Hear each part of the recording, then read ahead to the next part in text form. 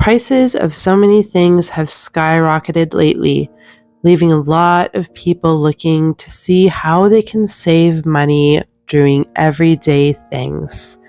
So today I am going to show you some of the things that I make throughout the week in order to save my family money. My name is Amanda, and I focus on a lot of budget cooking and frugal living. These are some of the things that I do to help my family get by while living on one income. I recently did up a roast chicken for Easter. This is a chicken that my friend butchered herself. It was gifted to me, and I was so thankful to have it. Anyways, we had roasted it up for Easter dinner, so I am taking the bones from that and making a nice bone broth. So I'm getting all the bones and all the juices into my slow cooker, and then I'm adding the ends of asparagus and green onions and collard greens in here. These are all ends that I have frozen when I've been making meals, and I bring them out when I'm doing broths. I get them in my slow cooker, and I'm just going to leave that on low for 24 to 30 hours. I have transitioned into making all of our bread products. So I will go through the week and just make what we need, whether that's bread or bagels, and I've been starting to make English muffins as well. Today I am making 2 loaves of my bread. I will add the recipe in the description box if you are looking for that. Being able to make food from scratch can save so much money.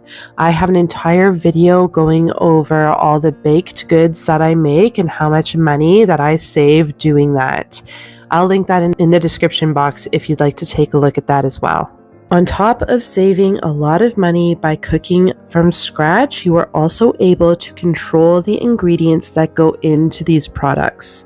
A lot of breads and bagels and any baked good that you buy in the store these days are full of additives and preservatives, as well as seed oils.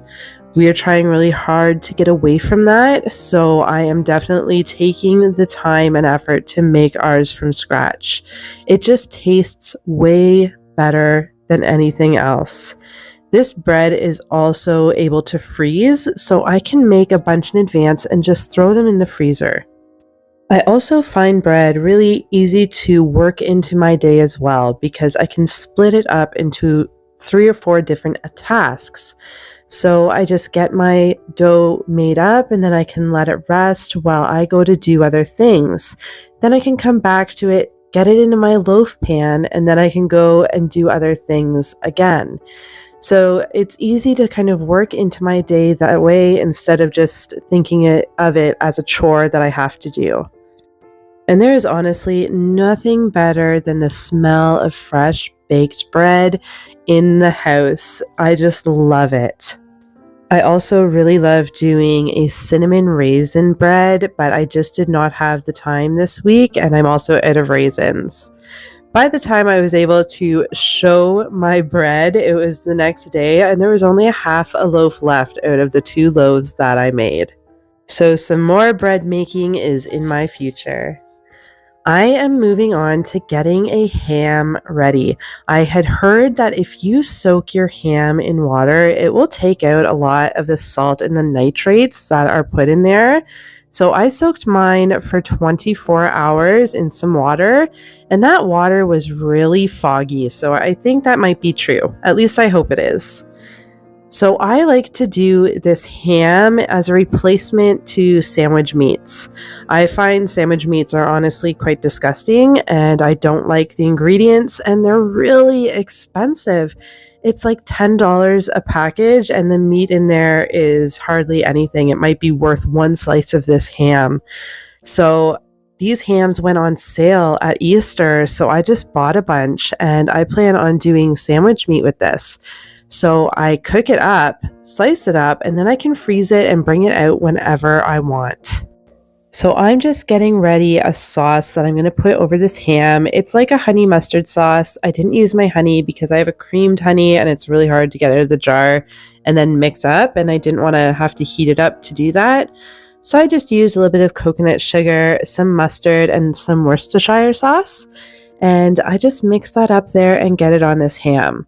So I honestly boo-booed while I was doing this ham. It had a bit of a netting on it, not plastic, thank goodness. It's just a fabric netting, and I forgot to take that off. I was pretty sick this week, so my judgment was a little off.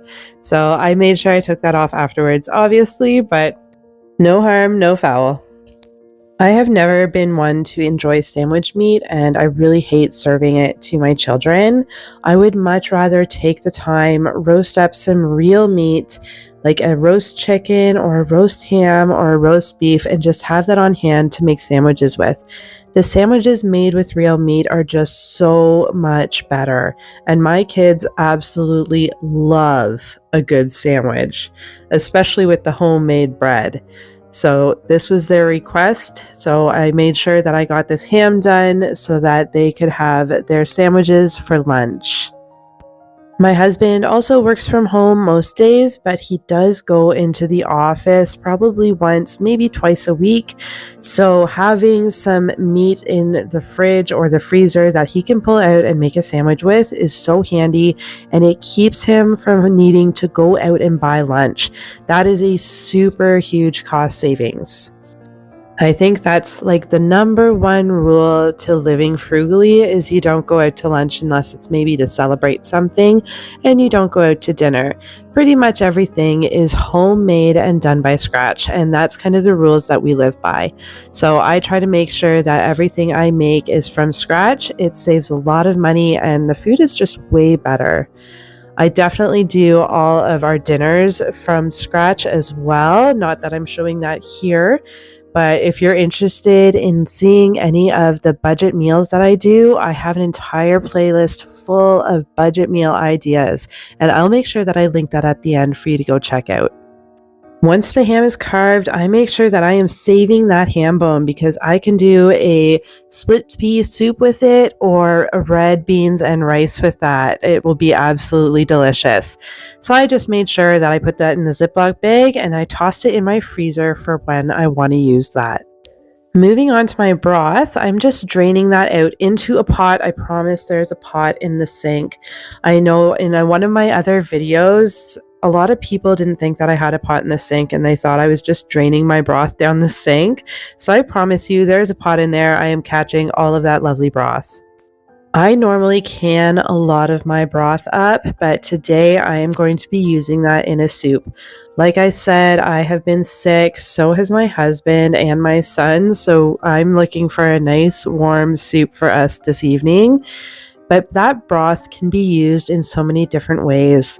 There's a lovely morning coffee that you can do with bone broth, or a nice hot chocolate that you can actually make with bone broth. I haven't tried that, but I would like to. I personally love to cook my rice in bone broth. It adds such a lovely flavor to that rice, and it's an easy way for me to get bone broth into my kids. I think my favorite soup to make is a roasted butternut squash soup. It is just so warm and filling to me that I just really enjoy it. These squashes were on sale today. They looked like the runts of the litter, so I think that's probably why. But they were on a good sale, so I made sure to pick those up.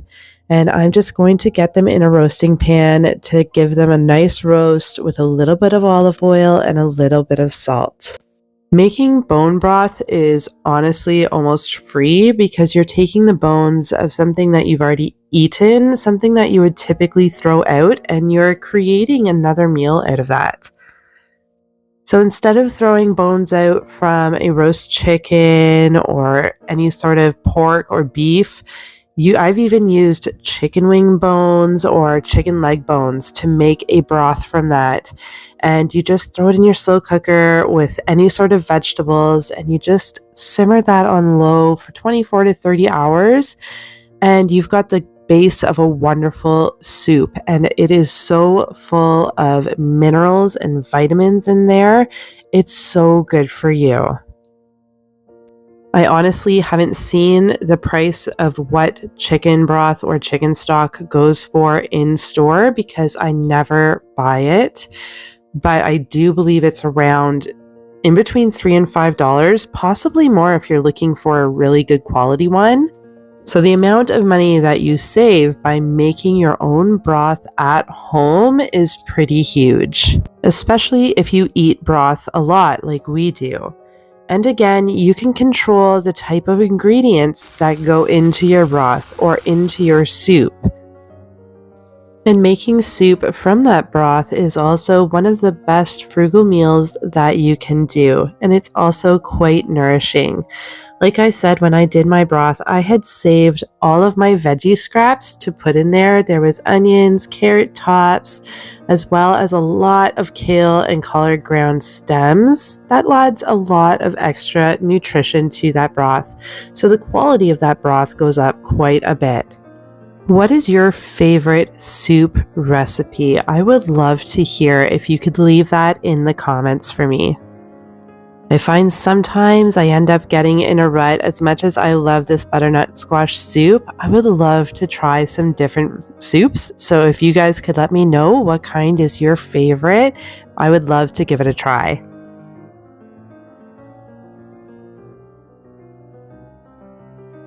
I also really like to make any of the snacks for my kids, as again, the ingredients in any of the cookies or the granola bars and things like that in the store are quite disgusting. A lot of additives, a lot of seed oils, and they're just not very good for you. So I can control the ingredients that go into my kids' snacks here, and the cost difference again is quite big, especially if you're going for the better quality stuff. Now, I also cook because we have some food allergies in the house, so I have to make sure that I'm avoiding dairy and eggs.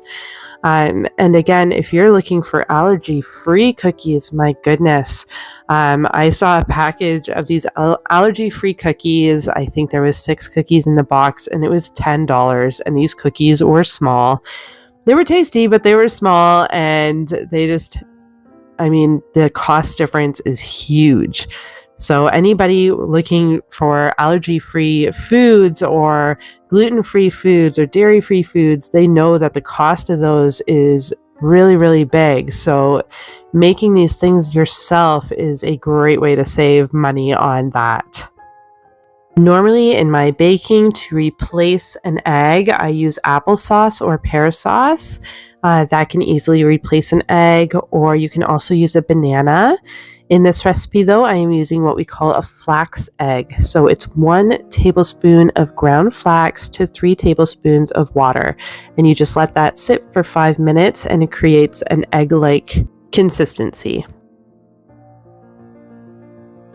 So I had done this recipe once before and the cookies turned out really well and I really enjoyed the recipe. However, I think I did something quite different to it this time, as the cookies turned out quite flat. And reading the recipe, I think I know what I did, because it says that you can either add a cup of flour or a cup of oats. Now, this time I added a cup of oats, looking to do the gluten-free version. However, last time I think I added just regular flour and they turned out well. That being said, in the book it did say to blend up your oats, and I did not do that. So that's probably on me and not the recipe. But these cookies ended up pretty flat. They tasted amazing, but they were pretty flat at the end of this.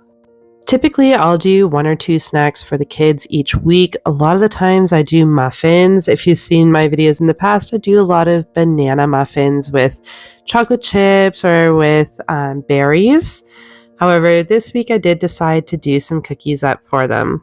My kids have started attending a forest school, so they do go out a few times a week and they need a lunch with some snacks, although I wasn't thinking when I did this one because it is peanut butter, so they cannot have peanut butter there. But I do like to make the snacks that they have at school, their forest school.